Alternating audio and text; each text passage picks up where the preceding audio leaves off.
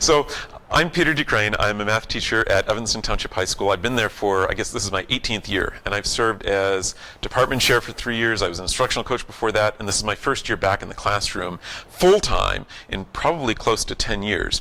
And I'm finding myself having to relearn some of the things that I did before. And one of the things I really, really enjoy about teaching is getting student work on the board. And I'll talk more about the evolution of that as we go along. But so that's what this is about. Instant Exemplars is about having immediate examples of student work to help promote student engagement and to develop the math lessons. So what I'd like you to do to start off is find the area of the rectangle whose vertices have those coordinates. And if you would want to write that down, and just jot a few notes to yourself, maybe make a picture on paper. I may cover that up in a moment because I want to scroll down and draw a couple of things. But we'll see where that goes. So, first of all, where are we going with this workshop? The idea here is that I want to use student work to encourage the students to get and stay engaged in the class. I want to encourage students to construct viable arguments and to critique the reasoning of others. The whole point is to help bring to life some of those practice standards that we've got to work on. The one that says we want students to construct viable arguments and critique the reasoning of others, that's really, really important to me, because that's one of the ways that I keep the students engaged, because they're arguing it out. They discuss it. They use mathematics in vocabulary. They're precise with their vocabulary. We encourage that, and I can get a lot of meat if I focus on that particular practice standard. So how do we get there? There's a few things that I do. I want to make sure there's student work on the board, and I want to ask them to explain it, because I need the students doing most of the talking in the classroom. I want to ask questions to push the students' thinking and move toward the goal of the lesson, because I want them to get us toward the goal. I don't want it to have to be me up at the board explaining all the stuff that happens. They should be able to move the lesson along. I want to make sure the students have time to summarize and discuss what they learned, because when you have a student discussion like this, it's really important that they have a chance to process and actually come to the heart of the matter as well. I want to use the student work to identify and correct misconceptions early. I don't want to wait for the quiz or the test to realize that the kids are in trouble. And then I also want to keep track of student work and pick the order in which to display it. Those are the kinds of things that we're going to talk about as we go through this. So these will come up again as we go along.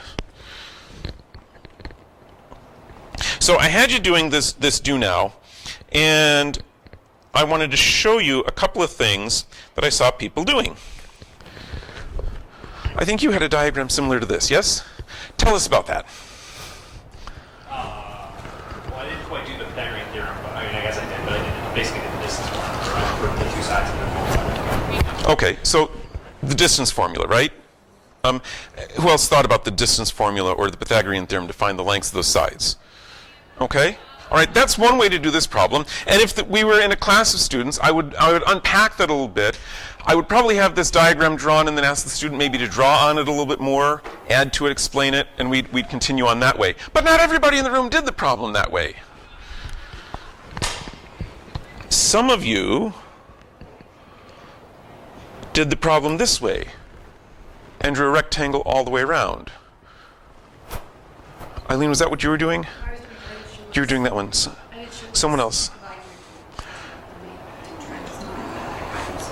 Oh, you did true triangles to find the hypotenuses. What do you think was happening here?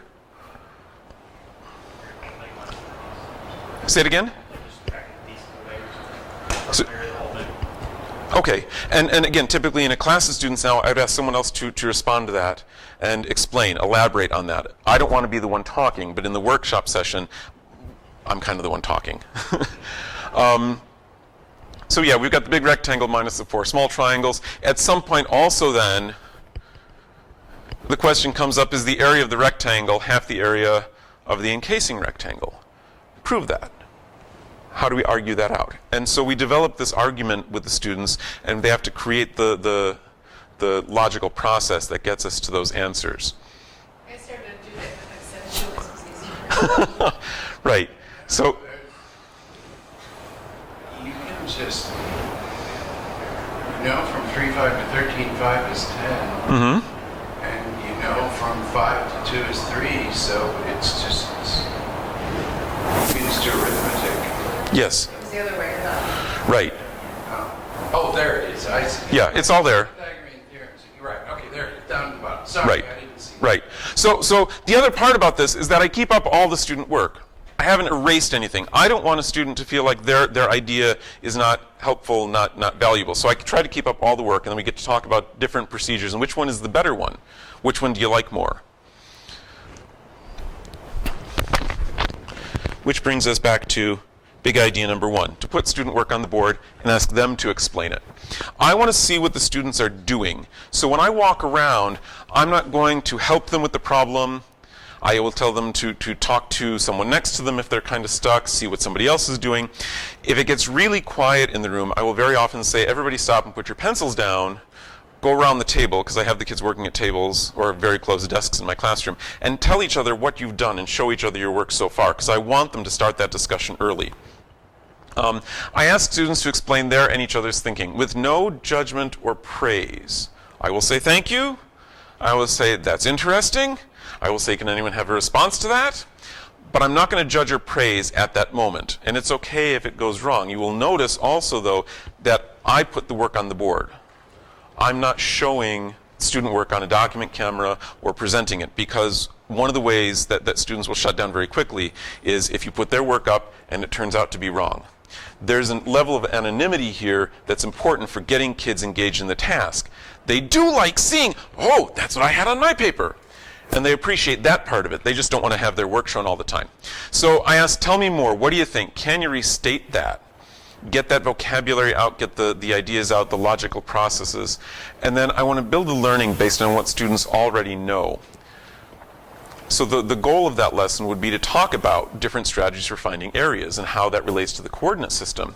But I may not know going in all that they understand about coordinate systems. So this is a way for me to kind of understand what do they already have, and then where can I push them from there. So in that way, it's a formative assessment as I go around. Yes, Sindel? Could you say a little more about the anonymity? So you have found a student's method by monitoring their work. Yep. And then you put it on the board. So I draw it. And then who do you ask to explain? So Class, you ask that student, or you ask? I will ask, typically there's more than one student that has a solution up, and I will ask a particular student if they have something that they can explain about it. If a student is particularly shy about that, or I don't know the students very well, I say, would you mind explaining that as I'm walking around? Can you explain what you're talking about? So I will give them a heads up depending on how well I know them and what I know about them. But the fact that their work isn't up there, especially if there's something wrong with the work. We'll get to what I do with errors as well. That's coming up.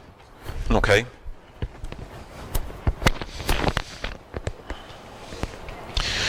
Here's the next one. What might be the equation of this line? Could you please write an equation that would match that line?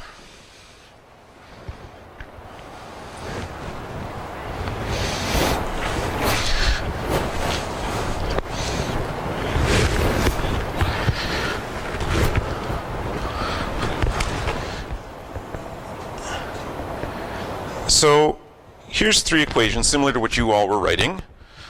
Again, in a classroom, I'd actually use student work up here. And my first question is, what's the same about all these equations? Slope. Good. That's important to know. I want to be able to pull that out from the kids, that they recognize slope and intercept. What else? Negative slopes. That's the same all the way across. Okay. Fractional slopes.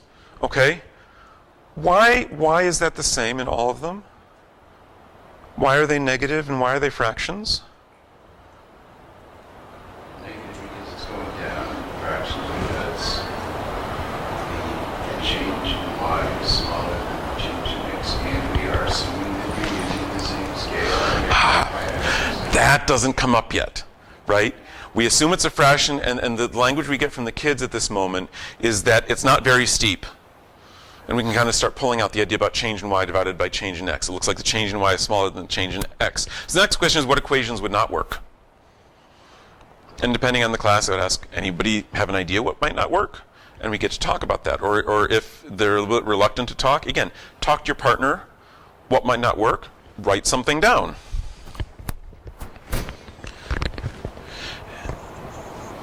And so maybe we create a no column. So then we ask, what's wrong with those equations? Why doesn't 2x minus y equals 2x minus 3 work? What's wrong with that?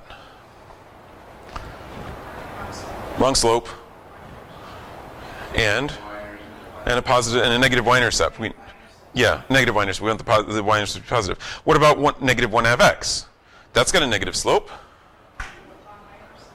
but a wrong y-intercept. So that's important. I want the kids to start recognizing what are features we want to pay attention to on the graph, right? Could the green one match? Y equals negative 3x plus 50.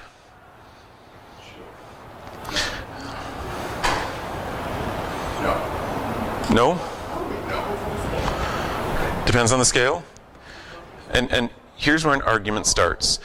Usually the kids will say, no, absolutely not. And then someone will say, wait a minute, what if? And here we start getting an argument back and forth, and that's what I want in my classroom. That's right. You got to change both scales, because ultimately I want the kids to pay attention not just to the direction, but I want them to pay attention to the scale. And we get to talk about that, because the kids don't pay attention to the scale. They count squares when they're doing slopes, which is not always the helpful thing to do. And I want them to start paying attention to the scale. So the argument and the discussion that comes out of the classroom as we're doing that gives us a way to talk about scale that comes very naturally as we start having the conversation, as we do this fairly open problem and have the student work about which equations work or which ones don't. Okay? Still doesn't have a slope of any. Say it again? Still doesn't have a slope of any.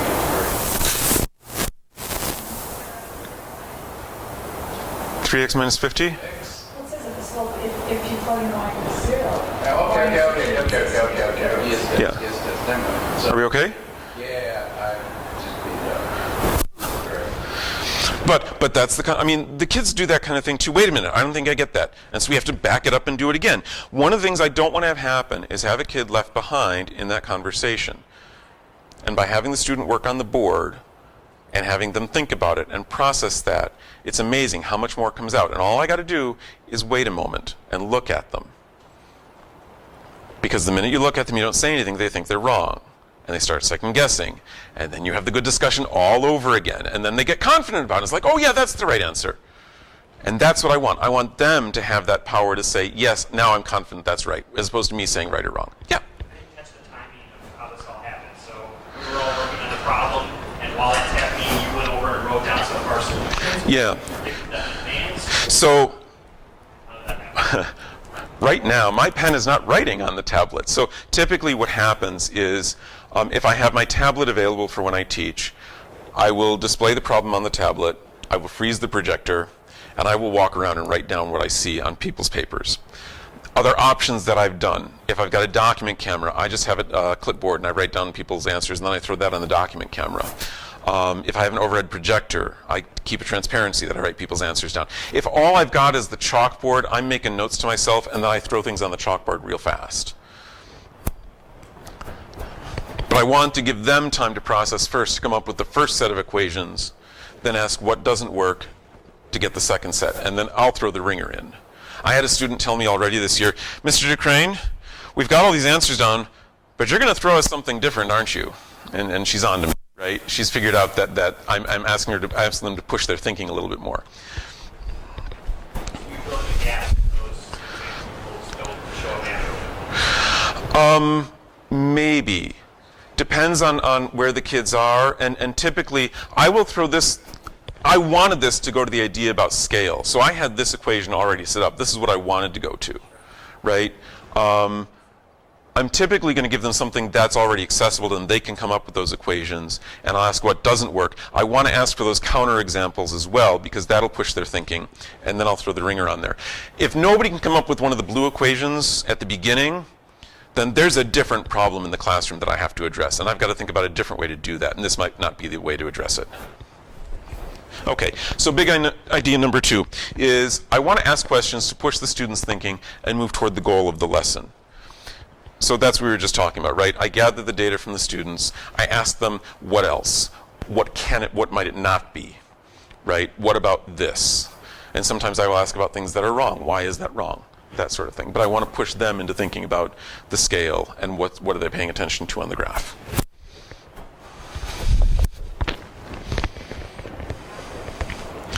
So how did I come to start doing this? When I first started teaching 26 years ago, I tended to be kind of a lecture guy. That is how my high school math teacher taught us math. I had the same teacher all 4 years. He was wonderful. He gave great explanations. If you were engaged and ready to go, he was the guy. But I discovered that just lecture and some questions and answers wasn't good enough in my first year teaching. In my second year teaching, I started teaching junior high. Definitely not good enough in junior high. You gotta have something to keep the kids busy. So I discovered group work, and group work was great. You throw the desks together, you give them problems, and they work on it, and that worked fine. And then I went back to high school, and you gave them group work, and all of a sudden they're off doing other things, or you had that worksheet, and person A in the group is on problem 1, and person B in the group is on problem 3, and person 4 in the group has finished the whole worksheet. And I say, okay, check with each other, and they, oh yeah, that's what you get. Okay, we're all done. So then we go to this idea about one problem at a time, where you give everybody one problem to work on. But if you haven't taught them how to do group work yet, that still is not going to work all that well, because the kids aren't used to talking to each other. So you've got to build up this sense of community in the classroom, this idea of how do you keep kids engaged in the conversation and get it not just at the small group, but at the large group as well. So I still had questions. How do I get and keep everyone actively involved? Because even when they're working in groups, one problem at a time, some kid could still be passive and not really be engaged. How do I answer all the questions that come up? Because inevitably, somebody at this group would have a question, and while I'm trying to answer that or figure out what they needed, someone over there would have a question, and this other group back here would decide, oh, we're done now.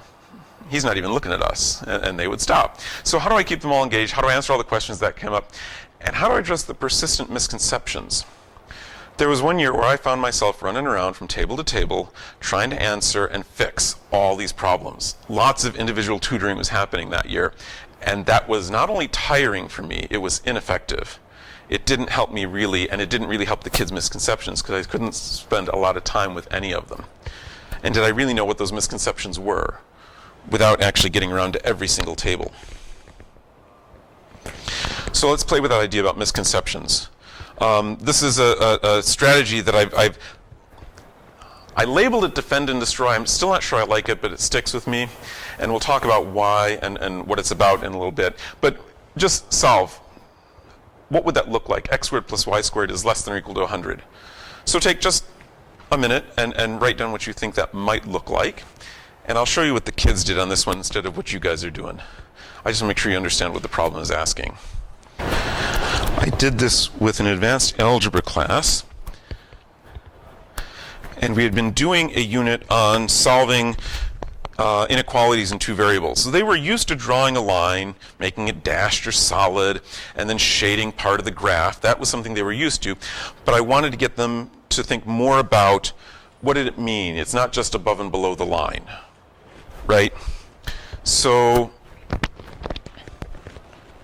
is it down there? Yeah. So that's what I got. As I walked around the room, those were the 4 answers I saw on people's papers. And they had discussed it a little bit in their groups, and they kind of agreed with it. And I said, okay, there's 4 answers on the board, A, B, C, and D. Pick one and defend it. Explain why you think it's right. Or pick one, and I don't like to use the word destroy early on, but pick one and pick it apart, right? What's wrong with it?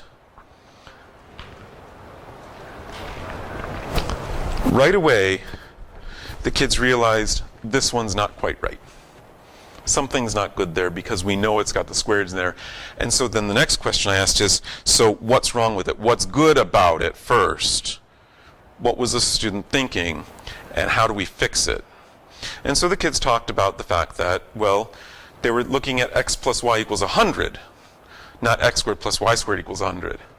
And someone else said, oh, well, isn't that just x plus y equals 10 then? We'll just take the square root of both sides. So that actually went up on the board later as well. And then we talked about that. How can you actually do that? And we got the argument going again in class. And at this point, the kids were starting to respond to each other in the class. And I didn't have to step in, right? x plus y equals 10. No, that's not going to work. And someone else said, because you can't just take the square root of both sides like that, because it wouldn't be x plus y. You just take the square root of x squared plus y squared. And I said, so how do you know? Give us another example. And so they would come up with examples. So that first one in blue was eliminated pretty quickly. This one was the next one eliminated, I think, because they said that doesn't cover everything. Right? And they were able to give a point and say, well, what about the point right here at 0, 5? And one of the kids came up with that idea, and they said 0, 5 has to work in that inequality. That should be part of the thing that's shaded. That's what I wanted to hear. That's the kind of understanding that I want from the kids. And they were able to talk about that. So then we got to the blue one and the yellow one, and the green one and the yellow one. And the green one was hard, because some of the kids still thought that less than meant below. And so you shade everything below. And someone went back and said, wait a minute. If you pick a point and it works, therefore it should be in. So if you pick a point and it doesn't work, it should be out. And so they tried that and realized the green one doesn't work, because 0, negative 15 down here doesn't work in the inequality. So only the yellow one works. That's important.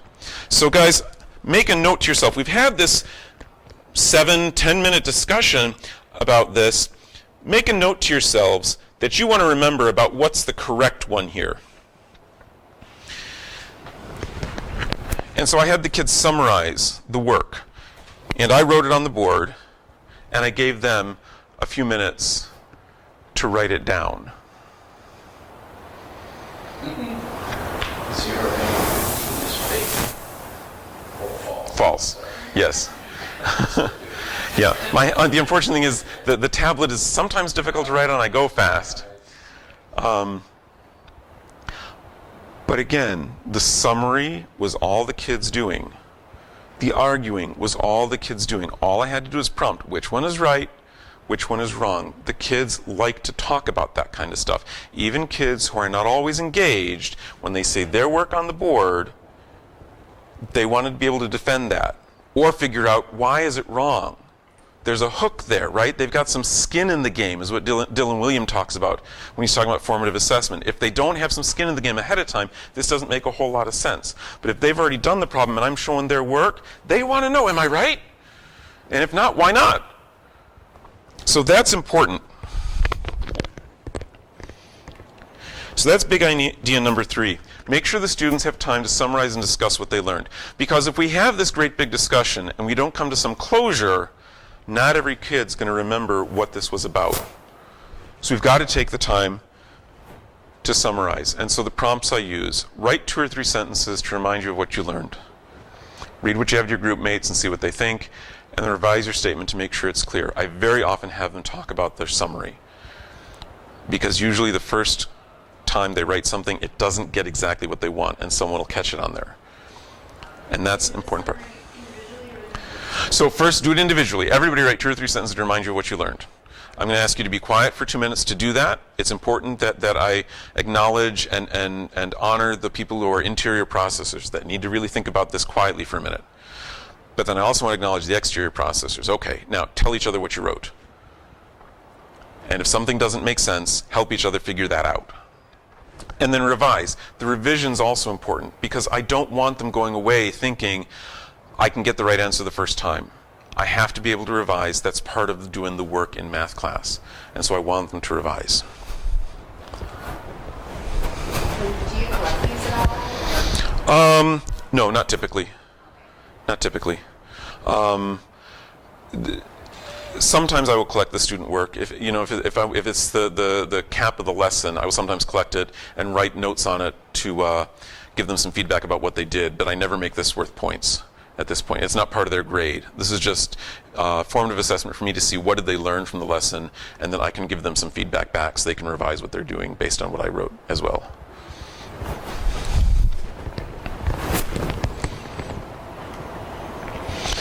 Okay. So another strategy that I use for dealing with student work on the board is something that I call interrupting. So this is an Algebra 1 problem. Actually, this year it was an Algebra 2 problem as well. But I needed to double check and make sure that all my Algebra 2 students were with me on this, because I had some kids who were a little bit rusty at the beginning of the year. And just solve. And so again, I'm interested to see what you guys do with it. What's the first thing you all do when you solve this?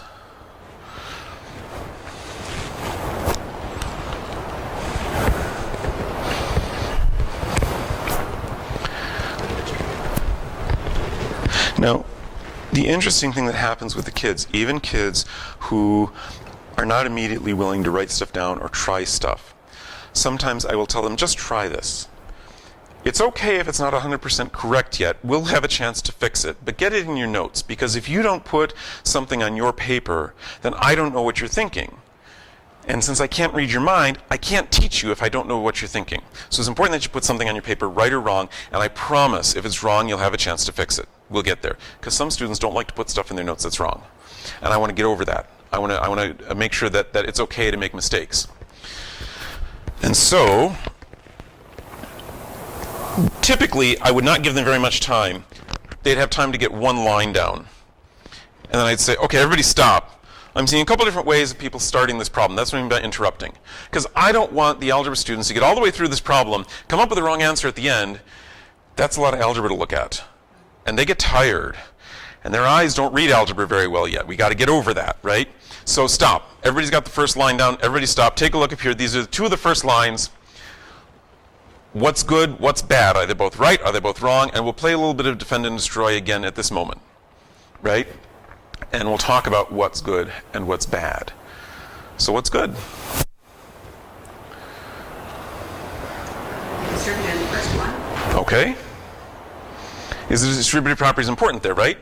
Because what do you have? Uh-huh. Okay. But why is distributing important there? Do you read the parentheses? Because you have to do parentheses. Why are the parentheses there? What's important about parentheses? See, now I want to get the kids talking about this kind of thing, because I want more than just distributing. I want them to get the idea that they got to distribute multiplication across the subtraction or addition. That's important, because that's something algebra students don't always think about. And then they want to distribute things like 2 times 6x is 2 times 6 times 2 times x. So I want to get to that. I want to get to that precision, right?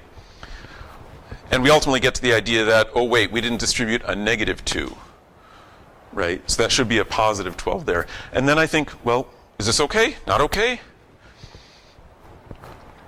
And it's not okay. We get to talk about order of operations here. So right away, I've already got kids who are making this mistake. Remember, this is stuff that they wrote down.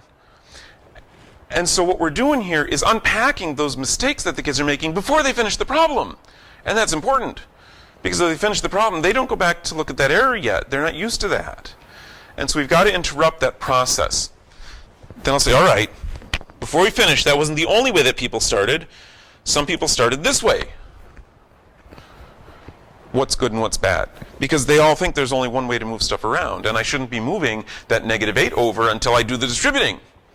Does it make a difference? And we can again talk about how the order of operations plays into this a little bit, and that both of those are perfectly okay to do. Ah, bother. That's my fault. I wrote it down wrong when I copied it over from my earlier work. Sorry about that. Yes, you're right. This 8 does not belong. Sorry, that's my fault. But it would still come up with the class, and we'd erase it, and it would all be good. But again, stopping and identifying what's good algebra, what's not so good algebra is important for the kids in the Algebra 1 class to understand where they're going with that. Yeah.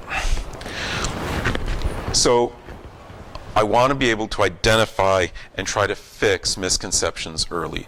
I don't want the kids to get all the way through what they see as a long problem, get it wrong, and be mad that they have it wrong in their notes, right? Or not have the persistence to stick with it yet to figure out where they ran into their mistake. Because if I've got 4 different mistakes in the classroom and I just show them the right way to do it, they haven't fixed that mistake. They just know what they think is what they see as the right way, but they don't know what they did wrong. And we've got to unpack that a little bit for them and identify when you distribute, you've got to distribute the subtraction sign as well.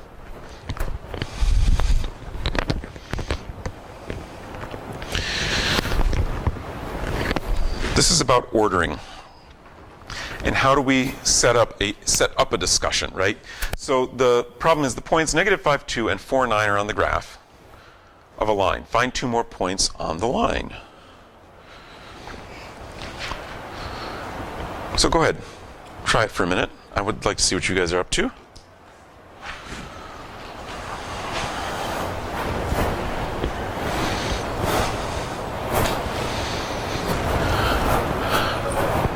Sometimes I'll also have students, can I get some graph paper? Sure, have some graph paper.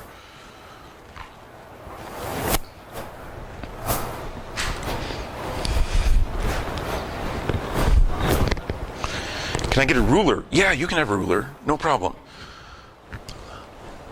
I want them to be able to start asking for supplies and what they need. I'm not going to give them what they need until they ask for it, but that stuff's available in the room.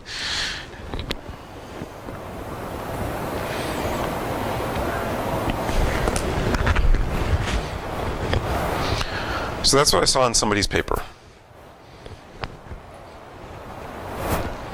Are we good with that? Some of you got answers without graphing. Is that okay? It answers the question. It does, right? That's on the line. Sure it is. Okay, and then, but let's look at some other possibilities now. What else did people come up with? Oop. Why is it on the line? So, because that's what I saw in somebody's paper, right? That's the answer I saw. So I'm using the student work. I want them to see their work on the board. And sometimes it's right, and sometimes it's wrong, and they get all mad at me, Mr. DeCraene, you keep putting wrong work on the board. I said, I know. Because how do you know it's wrong? If you think that's not right, we got to figure out why.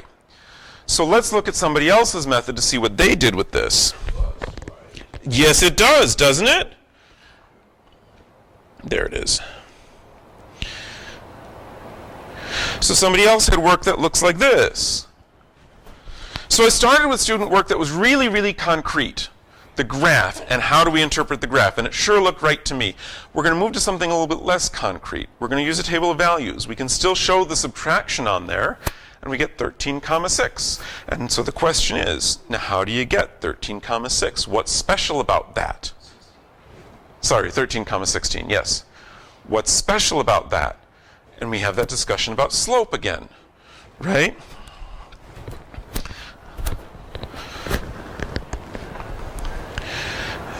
And then we get a little bit more abstract. So we're also starting to make connections across the representations, right? We're talking about slope. We can't see 1316 on this grid, but maybe if I extend the grid and I would pull out a longer grid and we draw the line, we'd see it. And then we get really abstract. We're going to write an equation for that. Where did that equation come from? And we have to talk about that particular thing. And how does that connect to our table? How does that connect to our graph? And then can we go back and double check this? How does this work with that? And so the students have that conversation again about what does it mean to be on the line? That it has to satisfy the equation in order to be on the line. And so we'd have that conversation with the kids, and we'd plug in -1.5 and see that it doesn't work. And someone else would say, well, we also see that with the slope. Because if you go to the right 9 and up 7, you get there. How do you get here? 1, 2, 3, 4, 1, 2, 3. We'll get very concrete if we have to. Is 3/4 the same as 7/9? Right? And we have to have that conversation about equivalence and what it means to be on the line in terms of slope. But that's about ordering, right? We're going to start with something really concrete, right or wrong. We're going to get to the next representation that's a bit more abstract, and then get to the final representation that's really abstract, because not all the kids are thinking about this equation. A couple of them are. Most of the kids are thinking about this. A couple of kids are thinking about this. And I don't want to leave those couple kids in the dust. I want them to see what's happening here and how the connections get made to what they're thinking. Because I want them to belong to the club. Do you ever have the kids give a point like -1/2, 11 halves? -1/2, 11 halves. Not right away. And my question would be, so how do you know that's on the line? It's a midpoint. I did the midpoint. Oh, so a midpoint between the two. I did the midpoint because of the- Oh, I see. And that's what I was saying, because then if you're doing the counting over, Right. that's where you have to deal with the counting. I never had a kid do the midpoint. But that would be, I mean, if somebody did, that would be a wonderful discussion then, right? I was wondering, because you're talking with your slope and you're counting the 9 and the 7, and you got that point. Right, right. And again, that would be another way to talk about slope is can we divide the slope in half, the numerator and the denominator in half, and we still end up on the line, so we can reduce it that way as well. Yeah, that would be a great conversation. I've never actually had that one with the kids. I was going to take the midpoint twice, but then I got fractions that didn't like. Right. That's what I did. I did it Yeah. once, and then I did it on count. Yeah. Typically, the kids won't do that. Typically, I would get the 13, 16, and then I might get one down here, but that becomes negative, and we don't like negatives either yet. So very often it would be 13, 16, whatever the next one would be. But I ask for 2 points because I want them to have that opportunity to think about how can I keep extending this. Your negative 1.5 led me to that. When I saw the negative 1.5, I just thought they did the midpoint wrong, and so that's why I did the midpoint. Yeah. But remember that negative 1.5 is after they've had a chance to work on it, and that's something that I saw in a kid's paper, right? And I just thought that's what they did when I looked. yeah. So, but that's the conversation. I've got to be able to move from the concrete, especially on something like this that's got multiple representations. I want to move from a concrete representation to an abstract representation and help the kids connect the dots, literally and figuratively, about how to do that kind of problem, right? And that's big idea number 5. Keep track of the student work and pick the order you want to display it. For a while, when I was doing group work and that sort of thing, I would ask the students who would like to put the answer on the board. And when we get some kid who wanted to put something on the board, it's like, cool, that kid needs to get up and move around, he's going to put something on the board, that's great. And I would have him jump right to that equation. And all of a sudden, the kids who are thinking graphically, and only graphically, are completely left behind. We get all this algebra to find this equation, and I don't know what just happened, Mr. DeCraene, but I think it's 1.5, or negative 1.5. And so if I am not deliberate about what work I show when, I'm losing that opportunity to bring kids along in terms of their understanding and in terms of their connections across representations. Talk about the student who do like in the notes or something. So let's say they give you that graph and they want negative 1.5, right? Right. And now you're kind of talking about like what are they doing? Are they talking it out? So- Are they next to it, or are they- So as we have the conversation, since this would be a little bit longer conversation, I would have a couple of pause places built in. And think about where do I need to pause and let them process what just happened. So I think after we have the table on there, I would say, talk to your neighbor, talk to your partner about what's going on with this table. What's this +7, what's this +9, what's going on? I need to hear that from everybody. So we would talk and process for a minute. Then we get to the algebra and get to the equation, and I make sure everybody can get to the equation. Now we go back to the negative 1.5. Is that still right? Does that make sense? We have the conversation. And again, stop a minute, process, edit your notes if you did something wrong. Because the point is, I don't want them to have wrong work and not know it's wrong. At the same time, I want them to get in the habit of, it's okay if I'm wrong the first time. Lots of people are wrong the first time in math. It's perfectly fine. Let's go back and fix it. And I will actually tell them that explicitly. Lots of people have wrong math. Literally, college math professors get stuck on problems. These are guys who do math all the time, and women who do math all the time, and they get stuck. Everybody gets stuck. They get help, they re-edit, and they fix. That's what we're doing. That's what being a mathematician is all about. It's not about getting the right answer the first time. Being a mathematician is about trying something, trying it another way, and verifying that you're right, and then fixing and editing. How about students that get correct? Then could they also be adding Right. other representations? Because if they only had that one representation, all I had was the table in there, I want them to make that connection to what does that mean on the graph? What does that mean in terms of the equation? So, it's a way of differentiating without having kids doing different things, right? I'm honoring and acknowledging the work that they've done, but also asking them to make connections to the next thing. And so everybody has some sort of way to think about and add in and add to what they've already done. I don't typically let everybody finish the problem because that takes too long, and you will not get everybody finished. Right? Someone is always going to be done later. And again, you want to give that person time to work on it. So that's what the processing is about. So the payoffs. Building lessons with student work actually increases engagement. And in fact, as students are starting to work on the problem, there's always a couple who don't. All I have to do is walk around and start looking at student work. And I come over and I look at Taylor, who hasn't have anything in her paper, and she says, I know, and gets right to work. So it's amazing to me that just my presence in the room, my interest in what they have on their paper, makes for a bit higher level of engagement in the classroom. It also helps to normalize mistakes and give students permission to explore and think without fear of being wrong. Because I put wrong stuff on the board all the time. It's okay. Wrong stuff is good. We learn from the wrong stuff. Right? Some of the best discoveries have come about because of wrong stuff. And so it's important to recognize that it's okay. We need to talk about our mistakes. Having students explain their own and others' work builds student ownership of the class and of the work. If I'm not the one up at the front explaining all the problems, then it's their work, and they own it, and they learn it. And it's amazing to me in some classes, I've got a ninth period pre-calculus class right now who will respond directly to each other as we're having this. I don't always have to jump in and say anybody else. They will start that right now. But those are fairly high-level sophomores and juniors in that particular class. My Algebra 2 fourth period, I still have to moderate that discussion, still prompt them, what do you think? Can you talk to your neighbor about this? Now come back and let's have that conversation. What do you think? But hopefully by the end of the year we'll get there. But that takes a lot of practice and persistence. And that brings us right back to the practice standards, because I want them to persist in these problems. I want them to critique their own reasoning and the reasoning of others. I want them to use precise vocabulary, so I will prompt them for that kind of stuff as well. And we start working in a whole lot of the practice standards as we're doing this.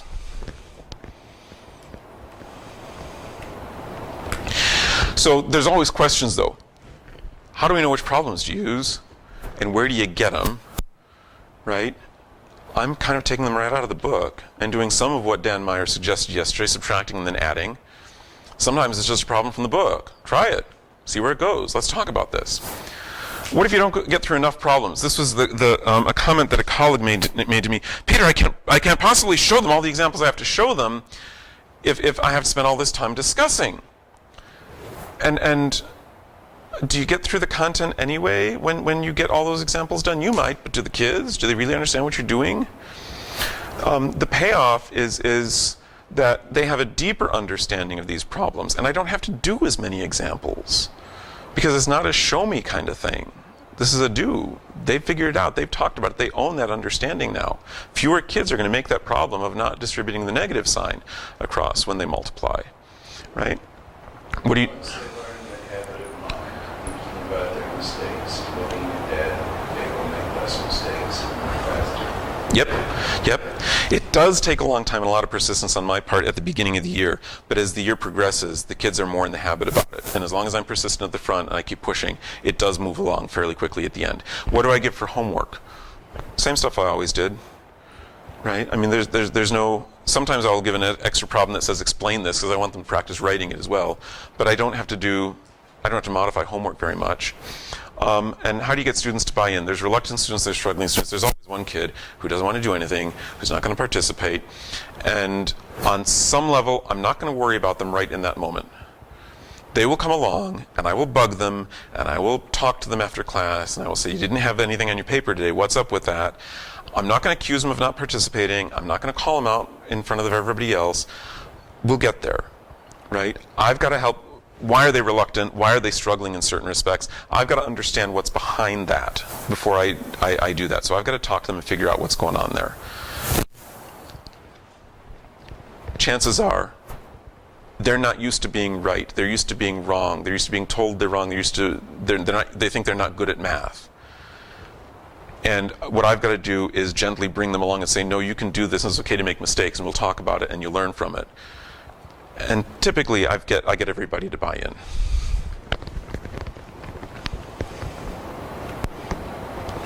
So how do you make this work? I have the kids work in groups. I randomly assign groups. I do that on purpose. I tell the kids, I'm going to have you work with a random person. I'm going to pull cards out to put you in the groups because you need to be able to work with anybody. And I have confidence that by working on your mistakes and talking to each other, you can work with anybody and learn the math. It doesn't have to be the smartest kid in the room that you're sitting next to learn the math. You don't need somebody to explain this to you. I'm confident in your own ability to figure this out. I do deliberate team building throughout the year. because I want them to be able to talk to each other. So when I rearrange groups, I give them an activity where they've got to talk to each other and use each other's names and use stuff that's not mathematics to get them talking. I have to do deliberate team building when we're doing groups. I also have to be very clear with them about the process. Guys, I'm going to have you do some work on paper, and it's okay if it's wrong. I'm going to throw some of your work up on the board. We're going to discuss it. That's what mathematicians do. Some of the kids are afraid of that. They think you're not teaching them, right? So I got to explain that part to them. I got to have a clear content objective. I got to know what is it that I want them to know by the end of the period, or I'm not going to know what student work to put up. I'm not going to know what questions to ask. I've got to be clear in my head what I want the students to know and be able to do when they leave the room on that day. Do we always get to that point? No. But it's something to aim for. But if I don't have that clear in my head, and on the days that I don't have it clear in my head, the lesson goes badly. So I've got to make sure that I've got that in there. And again, choosing quote-unquote good problems. You don't have to look far. You can use the examples from the book. You can use the extra examples from the teacher's edition. Just anything, and subtract from them if you need to, right? Make it a little bit more open-ended if there's something to argue about. Like it would take the grid away on that line problem. Just write an equation for this line without the grid, right? And there's a lot of possibilities. So just make it a little bit more open.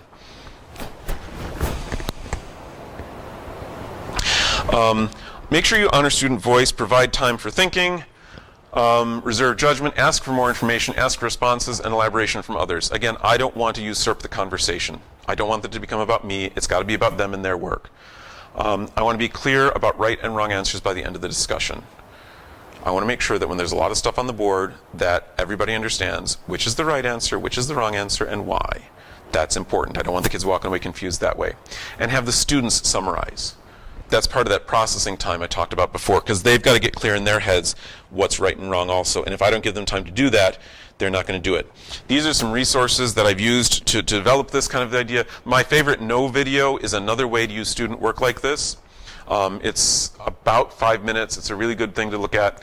Annie Fetter Notice and Wonder Ignite video is also a really good one. That got me into a whole bunch of other ways to ask questions and to open a lesson in particular about what do you notice and what do you wonder about a problem, and doesn't turn the math dial all the way up to 11, as it were. What's Math Got to Do With It by Joe Bowler gave me lots to think about. 5 Practices for Orchestrating Productive Math Discussions. It's an ICTM publication. It's kind of funny. I came to that one late. A colleague said, "Oh, that's this book." I said, "What book?"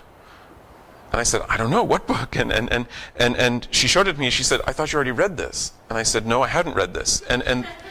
But because I'd been doing some of the things they'd been talking about, the one thing I hadn't been doing was the ordering. One of the things that book talks about in particular is the idea about ordering the student work, to move from the concrete to the abstract, and help students see those connections. That's a really good resource for that. Embedded Formative Assessment by Dylan William was also pretty instructive to me. And the Complex Instruction Consortium was also helpful to me to think about how do you orchestrate good group work. That was really important, and I was really appreciative to participate in that a couple of times. There's my contact info if you need it again. My website is there. That's my course website. You'll see all the things that the kids see, the assignment sheets and that sort of thing if you're interested. And thank you all very much for sticking it out with me at the end.